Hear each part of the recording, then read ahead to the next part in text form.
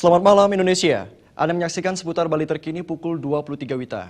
Pemirsa, PAD Badung terbesar berasal dari pajak hotel dan restoran yang asalnya dari keringat dan kerja keras para pekerja pariwisata di wilayah Kabupaten Badung. Untuk itu, Ketua FSP Pariwisata Badung Putu Satyawira Marhendra berharap pemerintah Kabupaten Badung terus melanjutkan program uji kompetensi bagi para pekerja pariwisata di Kabupaten Badung sehingga semua tersertifikasi.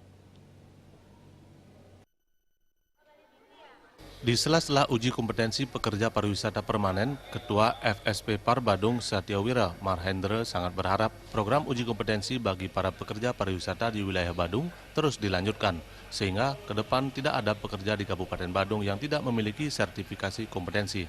Dengan adanya bantuan pemerintah melalui dana APBD Badung ini dinilai sangat membantu pekerja pariwisata ke depan sekaligus menyiapkan SDM memenangkan pertarungan di masyarakat ekonomi ASEAN mendatang. FSP Par Kabupaten Badung sangat optimis ke depan melalui uji kompetensi SDM Indonesia akan mampu bersaing karena standar uji kompetensi ini adalah standar ASEAN.